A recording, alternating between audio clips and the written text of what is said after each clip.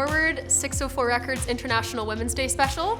My name is Michaela Slinger, and I am super honored to be hosting you virtually today on unceded Musqueam, Squamish, and Tsleil-Waututh territories here in Vancouver, BC. We have an incredible lineup of women artists from 604 Records, some of whom are going to perform, and we also had a Q&A chat hosted virtually from the comfort of my living room, which is not here, but we tried to do our best. So I'm really looking forward to getting started. Thanks so much for joining us. I'm gonna hop right into it. I've created some questions, and I'm joined by an incredible range of women from Light Organ and 604 Records. So I'm gonna ask the first question, and we'll just see who wants to answer each one. So the first one, this is kind of pulling from my own experience a bit, but I'm curious about the role of mentorship, and specifically mentorship between women or women identifying folks in the industry. So have you had a woman mentor or a woman role model to look up to in some role in the industry, and how has that relationship impacted your development as an artist? Yeah, when you asked that, like, the answer just came into my brain so quickly. The mentor that I thought of was, I'm sure you all know her, Louise. Louise Burns. She and I met about 2 years ago. So I was 15 and I was already kind of making music, but my producer was a man, and I felt like I couldn't really, because I knew what I wanted to do. I knew what kind of music I wanted to make, like wanted to make R&B music, and he wanted me to be a pop artist, which, was just kind of like, okay, I was scared to say no. But as soon as I met Louise, she was like, I have been doing this since I was young like you, and I know what it's like to not want to speak up. And she was like, you're the boss, you just tell me what you want to do and we'll do it, and she was the only person who really said that to me and said, speak up if you want to speak up. And it really resonated. And since then, she's, I find myself, oh, I can't say anything. She goes, Molly, like, do you want to say something? And I'm like, actually, yes, I do. And it's awesome. She's amazing. And I'm sure you've all met her and seen how amazing she is. And I'm seeing you all nodding and smiling, and that's the effect that she has on people. She's just wonderful. So that's my mentor lady. Yep, Louise Burns fan club. Anyone else want to speak to that relationship in particular? Because I know that Louise has mentored a few of us. Yeah, Brianne? Yeah. Molly, me and Alana, our story is like really similar to yours, because we got signed to 604 when we were 18. And it was the same thing. Like, we were so nervous to speak up, like, and tell people what we wanted to do. But then with Louise was amazing, because it was the same thing. She just was like, tell me what you want. And like, I think it was just like this friendship as well as like a work relationship that really, like, we could like talk about experiences that we have as women, and we could just, sorry, it really worked out. The relationship really worked out. It was awesome. She's great. Yeah, and if I could like add to what you're saying, Brianne, she also makes you feel so comfortable. Like, she's make sure that you're feeling good, because like when you're in the studio, time flies really fast, and she's like, are you getting tired? Do you need a snack? Do you want to watch some 90s music videos? And then she makes sure that everybody's okay. So yeah, she's awesome. Absolutely. Gwen, do you have anything to add? Because I know that you've worked with Louise as well. Yes, so that was the first experience I had with 604. I recorded with Louise, and I was terrified. I had never been out of the country. I hadn't been traveling like anywhere, and I was terrified. And she just made me feel so safe and accepted, and she listened to everything that I wanted. And like Molly said, like, there was a day my dad texted me or something and said something that like threw me completely off, and I was like, could not do anything the rest of the day. I just like was not there mentally. And she was like, okay, I'm gonna plan a trip for you. And she like planned a trip out for me to take, and I took the rest of the day off, and like the next day I came in and I was ready to go, and she was just really great. Yeah, That's so cool. Yeah, it's like finding those people who treat you like a whole full person. We all bring our own stuff into studio sessions or writing sessions, and when you find someone that can identify when you're not able to show up, that is super special. I have the strange pleasure of introducing myself, Michaela Slinger, and I'm going to perform a cover of one of my favorites, Joni Mitchell's Case of You.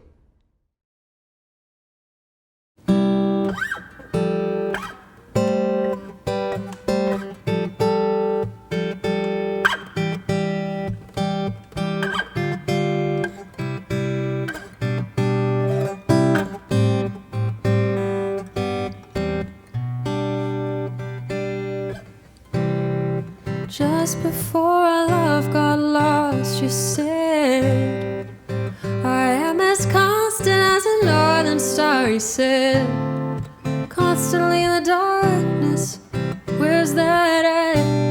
If you want me, I'll be in the bar,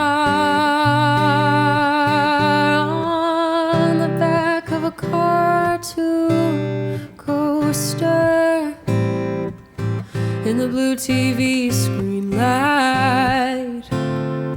I drew a map of Canada, oh Canada, with your face sketched on it twice. Oh, you're in my blood, you're my holy wine. You taste so bitter and so sweet. Oh, I could drink a case of you, darling, and I would still be on my feet. I would still be on my feet.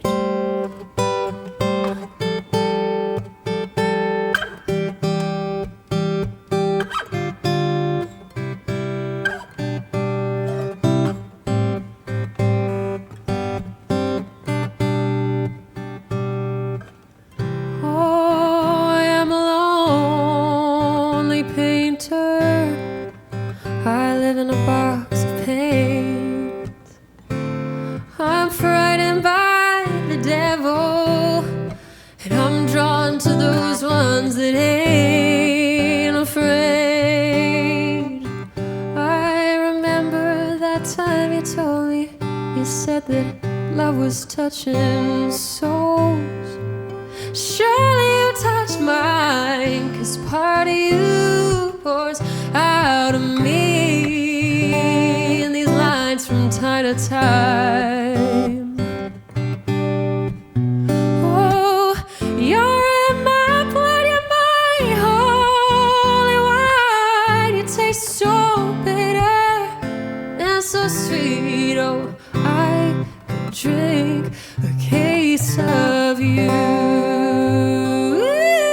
darling. Still I'd be on my feet. I'd still be on my feet.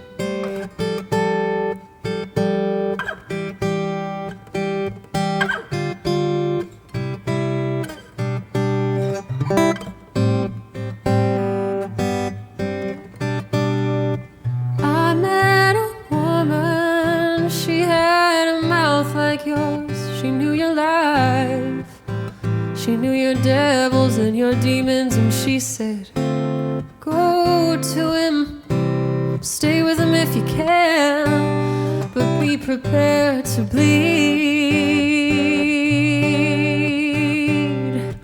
You're in my blood, you're my holy wine. You taste so bitter, bitter and so sweet. Oh, I could drink a case of you, darling. Still I'd be on my feet. I'd still be on my feet.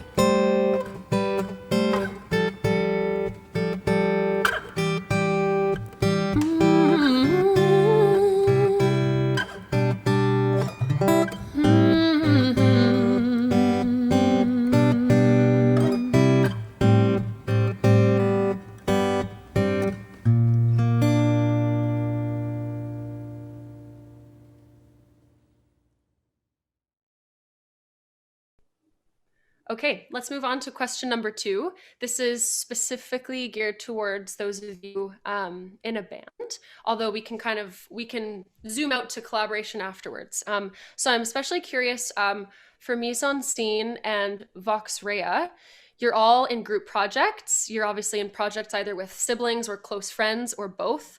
How do you navigate group dynamics and communication amongst group members? And has there ever been a time where that's been challenging to navigate or you've had to overcome like internal struggles as a band? We love being in a band together because being in a band with your best friend makes it so much more fun than I feel like it would be like being alone. So we get to travel together.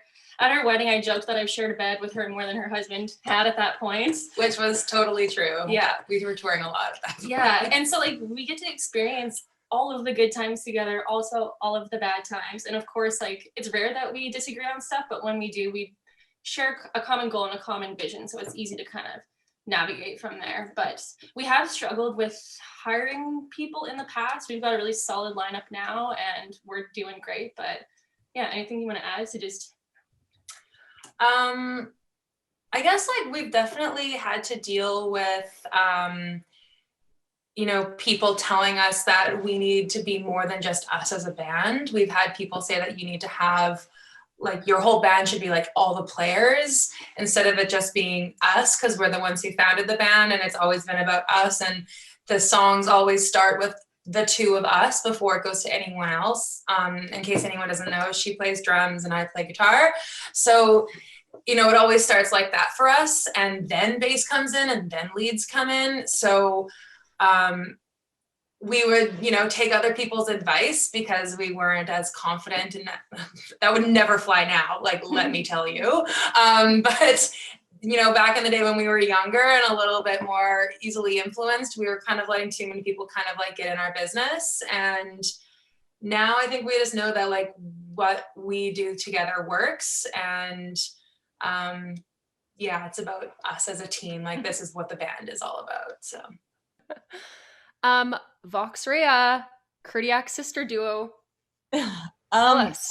Hello. I was just gonna say I love it. Like it's amazing being in a family band. It's kind of like we're always together and all our time on it, which is really nice. And yeah, with Caitlin, like I feel like we've just sort of fostered a familial relationship, and that's been a huge part of the band, is just like as much as it is about creating music together, it's also about just creating like a family and always working on just being open with each other. And then I guess the other thing about working with your sister is that it just forces like honesty at all time. You cannot like fake it, and it forces you to just be sort of like open and authentic and really just yourself, because if you're trying to pretend to be anything you're not, you're gonna laugh at me within like 10 seconds. So it's that sense, it's really nice. It's nice having, because it's, you know, when you have ideas, it's just always so much more fun to bounce it off people, not just like have it and like brew it inside. It's like fun to just put it out there and then they like throw it back at you and it's different, or it's, you know, yeah. So it's really nice in the creative process, especially. Mm-hmm. All right, y'all. So far, so good. So the next one is about writing or collaborating. And if you haven't spoken yet, you're on my radar, but of course there's no pressure. But if you do want to share, I know Danielle, Madisyn, and Jessicka, you haven't spoken yet, so we can hear from you first if the question speaks to you. But the question is, you know, obviously to different degrees, we're all inspired to write about things that have happened in our own life experience. So as women artists, you might be in the studio with producers or co-writers or, you know, other people who maybe don't necessarily share a particular experience that you've had. So my curiosity is, how do you find those points of convergence when you're in the studio with a variety of people to ultimately make the final product as good as it can be, even if you're writing or working on something that feels very personal to you? I think, hi guys, by the way, sorry I came in late. I think for me, this is actually something that I don't have a hard time with because I'm obsessed with feeling seen. And so working with people that I don't necessarily like converge with on certain ideas or experiences, I find is actually something that's really fun for me, because I love the idea of sharing those experiences with people that haven't necessarily seen or done those things. And like, that's actually one of the things that appeals to me the most about songwriting. So I find in those scenarios, I actually tend to like dive into different areas in my writing that I wouldn't necessarily have before. So I really like it. I like the challenge. And again, it makes me feel seen, which is like the reason I songwrite to begin with. I'm kind of obsessed with the idea of feeling seen. So in my journey as a musician, that's something I've had a lot of fun with. It's funny, I didn't even realize it until we had this phone I've mostly worked with males in my music, and I think that might be why. I think it's because I really like trying to make people that wouldn't understand in my writing, and that's something that I tend to do, I guess. So thanks for helping me realize that, I guess, in this call. Psychology. Yes, I'll be billing my therapy hours after the close of this session.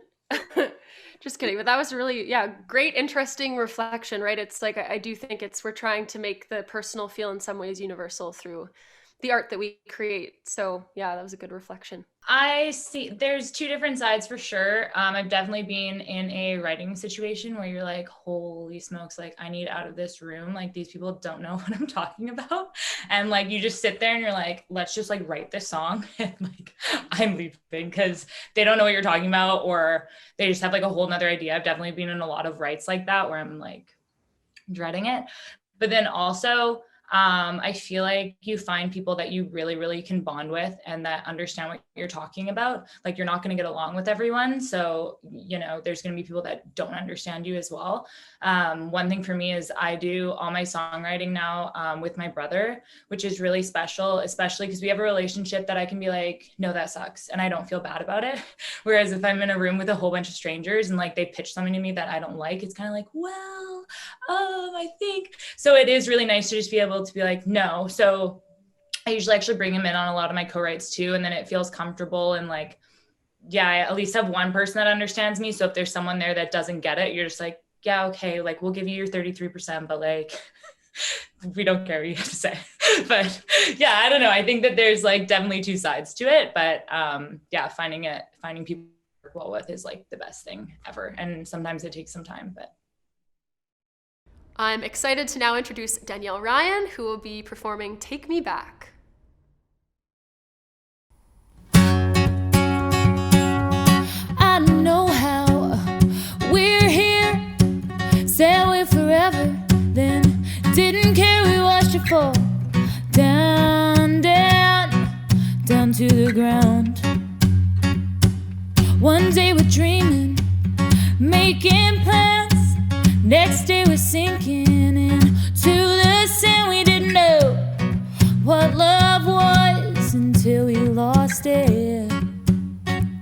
Ooh, used to be magic. Ooh, baby, it's tragic. So take me back to when we were rolling, when it was easy. I get lost in your kiss, spend Friday nights smoking cigarettes. A good girl living in the moment. Say we take it slow, but got lost in the dark. Don't wanna let you go. I feel safe in your arms, money in the games and our friends, what they say left us black and blue. So take me back to when it was just me and you. Oh, me and you. I got the picture, but you got my heart. I'm only over here, but ain't gonna cost it around. Play it all over in my head. Ooh, I wonder what you're thinking. Ooh, it'll make a difference. Take me back to when we were rolling, when it was easy. I get lost in the kiss, spend Friday night smoking cigarettes. A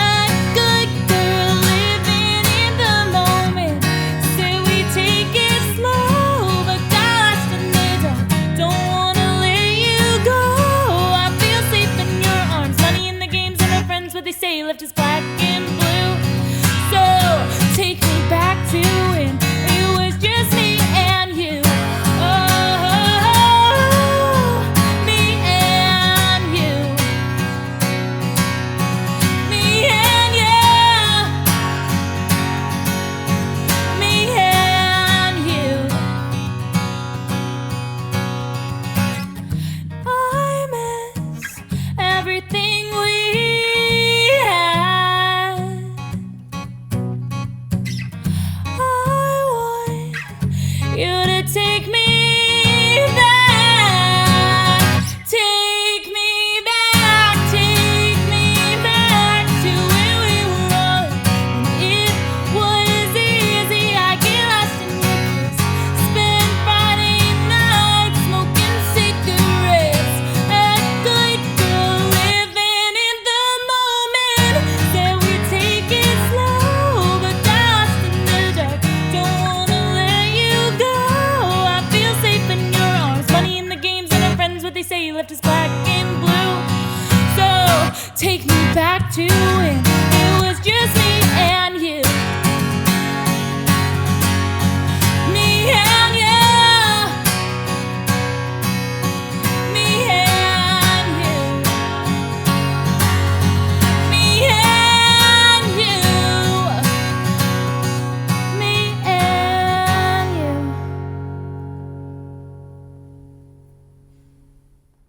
you. Okay, I've titled the, if this question had a title, it would be that aha moment for you. So, when you think back to, you know, everything that you've done and collected up until this point, was there a particular moment or event that stands out to you as being pivotal to you pursuing music? Like, when was that moment where you were like, "Whew, I got like this for my life"? Molly, that was instant. It's just because you said that I went, oh, I know what I'm gonna say. So when I was like, yeah, so when I was 13, I was with a manager and a producer that it wasn't like wow wow wee wah, you know what I mean? It wasn't like awesome. We didn't really click in a way that like was fun for me.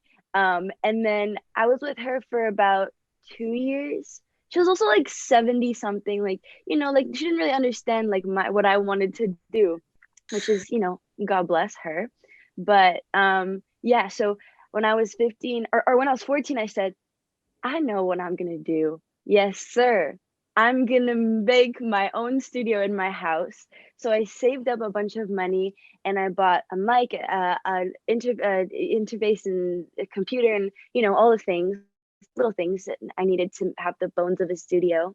And that's when I made Pick Me Ups, which was the EP that got me to 604. And that, like, the moment that I kind of like had made the studio and everything had come together, I was like, whoa, am I like a producer now? Like, am I like Pharrell? Like, this is crazy. So that was kind of the moment. I was like, wow, this is something I can really do for my life. Even though I already knew, but it was like I knew at that point. So yeah. That's so cool. Yeah. And you like built yourself into believing it. Like you physically built out what you needed to believe in yourself, which is very cool. Yeah. I guess, I don't know, how do I start this story? But Jody and I kind of like came together like in our early 20s, and we were both in art school at the time, and I had been living in Montreal prior to that and like playing open mic nights and like teaching myself how to play guitar and learning, like putting my poetry to music and just loving it. And then one summer I met Jody and we were working in the same building and we started painting together and doing all this artsy stuff. And then we started jamming one night and it was like, oh my God, because I was just kind of just playing acoustic stuff. And then I finally got to pick up an electric and I was playing with a drummer and it just changed the sound of everything I was doing. And like, then we kind of stopped painting because writing music together was way more fun. And it's just been so fun doing that with her. So like I'm lucky I've only had one band because it's been just us this whole time. But I think like when you collaborate with someone and you feel the same thing and you create something new together, there's that feeling of like, oh my gosh, like where can we go next with this and how are we going to develop? And it was great. It was so fun, especially because we're both coming from really different influences and different backgrounds in music, and that just made what we created so much more interesting. And it was so great to work with somebody who was always like, yes, like, let's do this, let's do that. Let's always yes and not no, just yes. Yeah. Well, and it was funny too, because we kind of started making music in the summer, and then in the fall, Steph went back to Halifax to do her fine arts stuff, and I went back to university, and then she came home for Christmas and we jammed again together, and then she left, and then we just didn't go back to school after that. We thought, this is what we're doing now. Goodbye to that fine arts education, and hello, art music. school dropouts. We're in a band now. Okay, next question is about social media, and we can prioritize Mise En Scene because then I know you've got to go.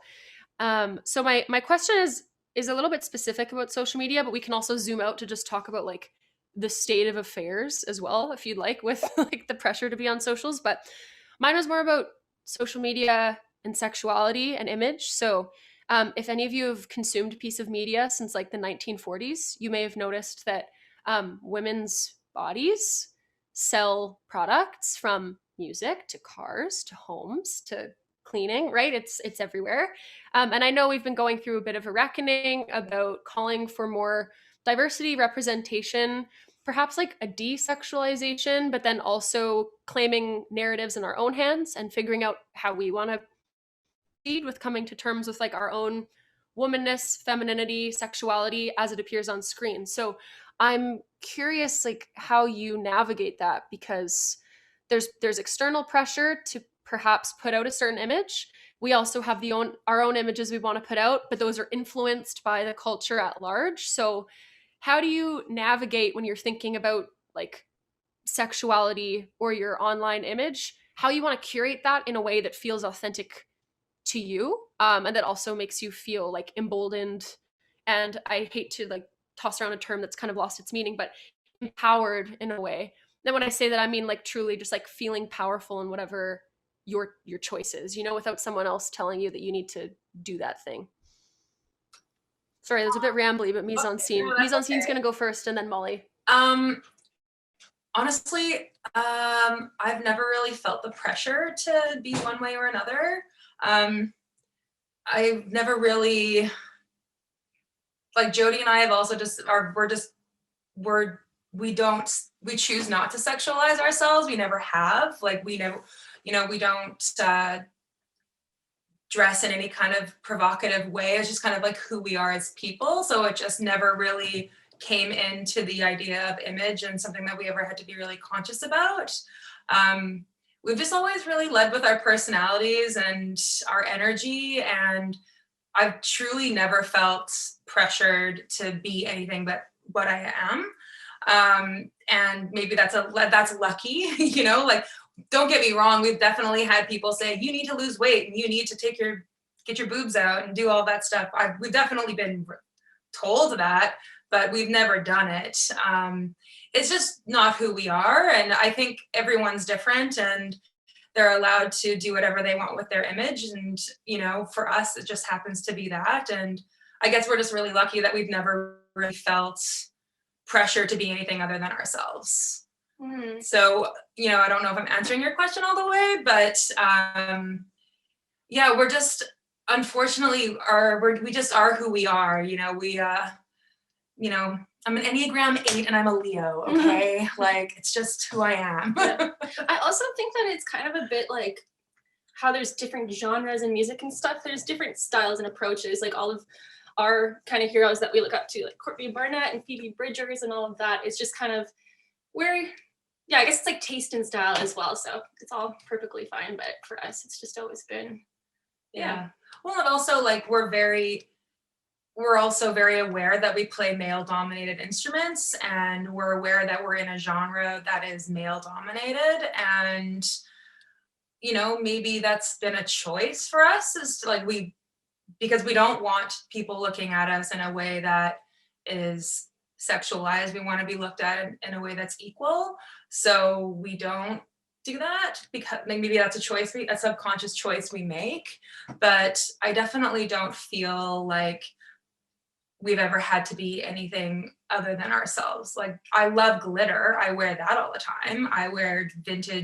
We wear vintage 80s jackets constantly, but you know, we find our way of expressing ourselves without feeling the need to do anything that makes us uncomfortable. So this is a good question, and I kind of have a little bit of a different take on it, not like hugely different, but like, so for me and Alana, like we went to a Catholic school, like sexuality was something that was always like, you know, very frowned upon, like showing any form of sexuality. So the idea of it made me so nervous and so like uncomfortable for like many years, like even after high school. Like I didn't know, like I always liked really girly feminine things, but like I was afraid to dress myself like that. But then I kind of just came to this point of just like not giving any fucks, like, you know, just last year where I was like, especially with COVID, like there was just this like switch that flipped for me, and I was like, no, like I want to like claim this as my own. Not that I want to be like overly sexualized, but like I don't mind things being feminine, sexy, kind of cute. Like these are things that I've always liked. It's like a different side of myself that I always repressed because it was always told to me like, this is wrong. Like Britney Spears dancing around with her midriff showing, that's wrong. That's slutty. And now I'm just like, no, like I like that stuff. Like I think it's cute. Like that's just what I think. And I think that claiming that and like not letting people tell you that it's wrong is a really, I think that our society as a whole has kind of, I don't know if you guys have watched that Britney Spears documentary, but like watching some of the interviews that she had to endure as a performer, I genuinely think that we have taken a step forward as a society where like, you know, even with like Cardi B releasing WAP and stuff like that, like I don't think it's like as looked upon now to be a little sexy sometimes. I don't think that that's something that, you know, at least in our media, it's, if you go on TikTok even, like you see people talking about it all the time. It's like the conversation is a little bit more open now. But yeah, that was what I wanted to add. Red lips, red lights, you blinded me. Your navy eyes, you drawing me blueprints, babe. Where you gonna take me? Rose-colored mind, I'm stuck in it. Thoughts put aside, daydream, babe. Where you gonna take me, baby? I'm dropping hits like cash. Just pick them up, come tap me on the shoulder. Feel the beat in your bones like you already know. If I let you in, I won't let you go. From the bed to your head to the song in your soul. Dirty dancing like we're moving out of control. Take me over, crimson clover. Lipstick on your collar. Time is slower, skies are closer. Moving out of control, feel the bass in the space. Come on, baby, get low. If I let you in, I won't let you go. From the bed to your head to the song in your soul. Dirty dancing like we're moving out of control. Take me over, crimson clover. Lipstick on your collar. Time is over, lips are closer. Moving out of control. The decade is dim, maybe where ends we begin. Playing in a flame arcade. Don't you let it break me. Your vintage clothes, now mine in the smell of cologne. So obvious, feel me, babe. Don't you let it break me, baby. You're so fine, I see your face in every dream. Come on, look closer. Feel the beat in your bones like you already know. If I let you in, I won't let you go. From the bed to your head to the song in your soul. Dirty dancing like we're moving out of control. Take me over, crimson clover. Lipstick on your collar. Time is over, skies are closer. We're moving out of control. Feel the bass in the space. Come on, baby, get low. If I let you in, I won't let you go. From the bed to your head to the song in your soul. Dirty dancing like we're moving out of control. Take me over, crimson clover. Lipstick on your collar. Time is over, lips are closer. Don't let this moment fade. The floor's falling, babe. Just give me anything, anything, anything. Won't slip away in vain. The gold rush into my brain. It's everything, everything when you're holding me. Feel the beat in your bones like you already know. If I let you in, I won't let you go. From the bed to your head to the song in your soul. Dirty dancing like we're moving out of control. Take me over, crimson clover. Lipstick on your collar. Time is over, skies are closer. We're moving out of control. Feel the bass in the space. Come on, baby, get low. If I let you in, I won't let watch you go from the bed to your head to the soul in your soul. Dirty dancing like we're moving out of control. Take me over, crimson clover, lipstick on your collar. Time is over, lips are closer. We're moving out of control. My next question is titled Cathartic Clapback.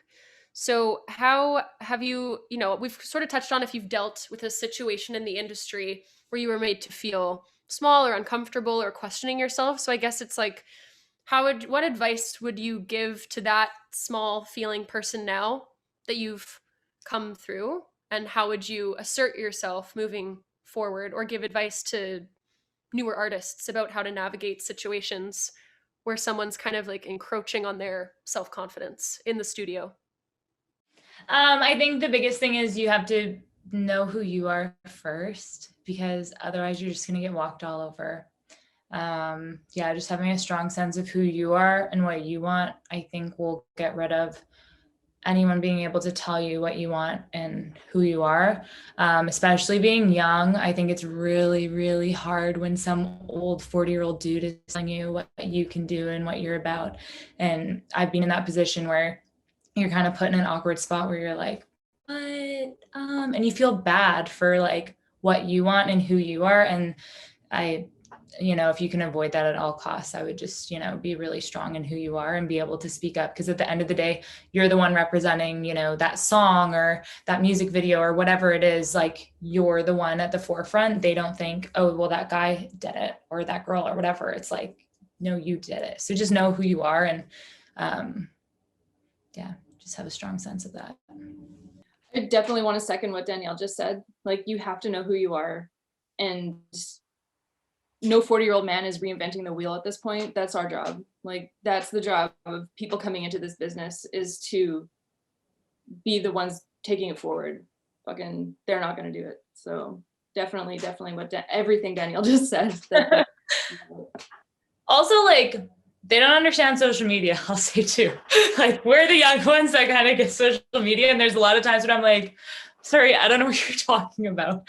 Or like, I don't know. That's a thing too. Yeah, like when it comes to social media, it should literally be like 15 and 16-year-olds at like in the high back chair in the boardroom. You know what I mean? I'm like, tell me what to do. Yeah. I was just gonna like touch on that, but even just to say that, like, when you release music for the first time, like as a new artist, you're gonna experience this for the first time that now you get used to after a while, which is that there's always gonna be somebody that has something slightly negative to say about it, or like, oh, you should have done this, or oh, you should have done that. Like, even just friends, like maybe some family, people, passerbys. The thing is, I used to take those things so seriously. Anytime when somebody would say, like, oh, like for our first album, it was like, oh, it's really great, but it's not commercial. And then I'd be like, oh, like, did I do the wrong thing? Like, it wasn't commercial. Like, should it have been commercial? Blah, blah, blah, on and on. And then it's like, so then I wanted to write more commercial music, not just because of what they said, but like also like it just kind of went that way. And I was like writing things that were, I guess, a little more commercial. And then you got people coming out of the woodwork saying, oh, they just, the last stuff was great. They've just commercialized themselves now. Their worth has gone down the toilet, And it's like, oh my gosh, I just came to this realization where I'm like, it doesn't matter what you do at all. Somebody's going to come out and say something negative about it. Do not take that seriously at all. Just like do your thing. Yeah, I was just gonna say my favorite polite deflection word is interesting. Like if you say like, that's interesting. That's like my go-to word in a session for like, no. And then you just move on. But yeah, I was just gonna say also, like, it's so much for us been about finding collaborators that like really make us feel like ourselves and feel comfortable. And we've been like very actively just like only working with people who make us feel like that. Yeah. And sort of like making decisions that are based on that feeling. And then also like when we can't find someone, we just do it ourselves. We're like, okay, no, we're just gonna take this into our own hands and like do it our way then. So this whole project has really been about, trying to really make it feel like it's ours. Yeah. Love it. Yeah. And then when you have people you trust, you don't need to just try and be like a polite deflector. Yeah. You don't feel like you need to say, yes, interesting, because the ego is a little bit removed. It's like, no, I don't like that. Exactly. But I think you're brilliant. So I know you won't take it personally. Exactly. Yeah. Interesting is no longer useful, which is good. Okay, sharing is caring. We're gonna put together a FemFwd playlist, so you can like answer the first part of this question out loud about a musical influence or two that was really pivotal to your artistic awakening. But then we'd also love, maybe just over email, if you can send through some like women femme identifying artists that you're listening to right now that you're really excited by, and we'll put together a playlist for that. But that would take too long, so maybe just answer the first part of the question, which is an artist or two pivotal to your development growing up. I think I grew up around a lot of like 90s singer-songwriter female artists because that was always my mom's music taste. My mom missed her high school graduation to go to an Ani DiFranco concert. And so Ani DiFranco has always just been like that songwriter for me. Her guitar skills, her songwriting, like I just remember being like 8 years old and listening to like Shy and Cradle and All in the car and thinking like I need to do that. And then also I fell asleep to a burned CD of all my favorite Sarah McLachlan songs every single night.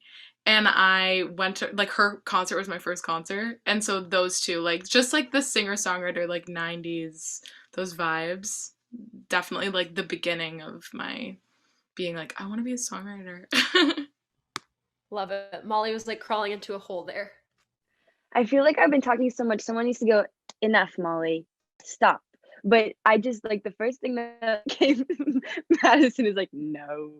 But the artist that really like was pivotal for me was Sabrina Claudio. She's a R&B artist. Her as a person, you know, like she definitely had some scandals, but her music is very beautiful and it's just very like feminine and makes me really tap into my own divine feminine power, and it's just beautiful and I love it. And another artist who really was like, oh wow, this is the kind of music I want to make is SZA. I just love her so much. And yeah.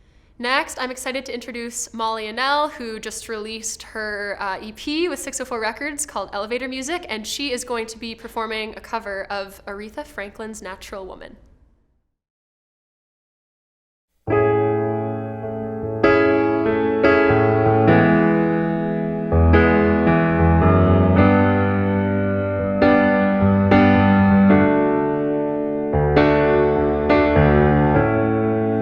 Looking out on the morning rain, I used to feel so uninspired. And when I knew I had to face another day, said, Lord, it made me feel so tired. Before the day I met you, life was so unkind, but your love was the key to my peace of mind. 'Cause you make me feel, 'cause you make me feel, 'cause you make me feel like a natural woman. And when my soul was in the lost and found, singing, oh, you came along to claim it. I didn't know just what was wrong with me until your kiss helped me name it. Now I'm no longer doubtful of what I'm living for. Makes it happy, there's no need to do more. 'Cause you make me feel, 'cause you make me feel, 'cause you make me feel like a natural woman. Say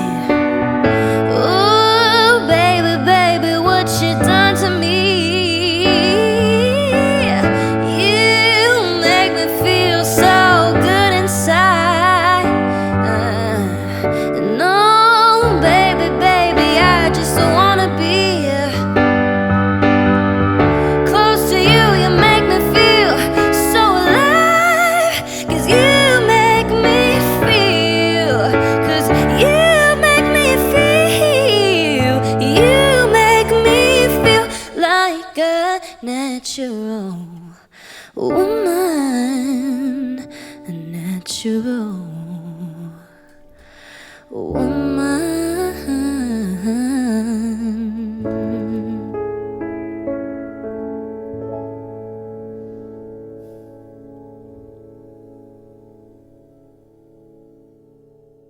Okay. Final question. This is a hypothetical.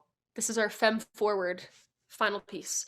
If you were given $10 million from my two hands to transform the Canadian landscape to better support women artists and producers, under-resourced artists, creatives, and producers, what would you do? Let's imagine how we'd like the industry to look with an influx of dollars in like 5 to 10 years' time. What would that look like for you?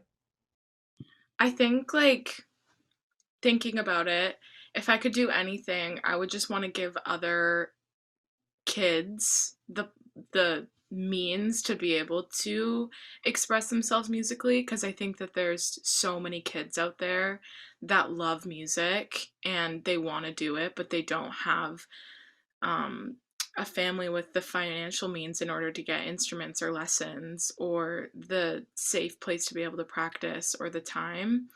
And so I think being able to provide that would be incredible, because I'm sure that I'm sure we've missed out on so much incredible music and incredible artistry because of people that haven't been given the opportunity to be able to make it.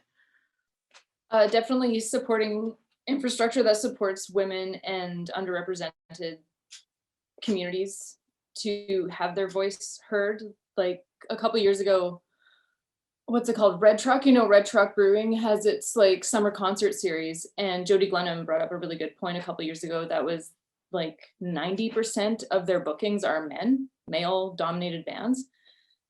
And she kind of, made a really good point. That's not diversity at all. Like we need to kind of do better on that. Well, they certainly need to do better on their bookings. And 2-3 years later, their bills are still entirely male dominated. And it's really freaking annoying for someone to like bring it to the, start having the conversation and for people to not engage on such a fucking easy level. Like, look at all of us right here and like, look at all of the options that you have. It's not difficult to make that a reality, but certainly if there's millions of dollars that can be spent, safe spaces for underrepresented and groups that like LGBTQ+, let's have platforms for everyone to feel comfortable and like voicing their art, putting it out there more. I mean, we are so lucky to live in a country that has so many grant options for everybody. So we already, I think, are doing okay, but I'd say safe spaces and diversity, build diversity. It should be mandatory. So obviously I don't live in Canada, but if we change the question to the US, I feel like we don't have grants or anything of that sort that I know of to help musicians, and all of like Spotify playlisting, it's really hard as like smaller artists to get on those. So like I definitely would use that to help smaller artists like be noticed, because they definitely go very unnoticed in the US, and there's a lot of lack of support for anyone trying to come up in the music industry.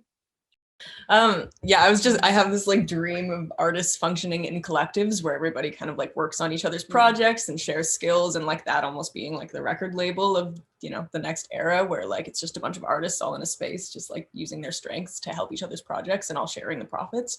So I feel like I would use the money to start infrastructure for that, and just putting like, I don't know, how lofts or something like all over the country where you can like live and there's a studio and a rehearsal space and like just all the infrastructure you'd need to like do that. That's my like utopian, whatever socialist dream of like how artists could work in some beautiful future. Okay, that's it. Thank you so much for watching FemFwd. It was such an honor to be able to host this conversation and these performances with so many incredible women artists here at 604 Records. I want to give a special shout out to the crew who helped pull this whole thing together. I feel very grateful that even though we're still not able to perform in person, we can host incredible virtual shows like this. So fingers crossed one day soon we get to see you at a concert, and until that time, please make sure that you support all of the artists that you saw here today on the event by following them on social media, listening to their music, subscribing to their YouTubes, and commenting to let them know how you liked their performance. Until then, stay safe. I'm Michaela Slinger. Thanks so much.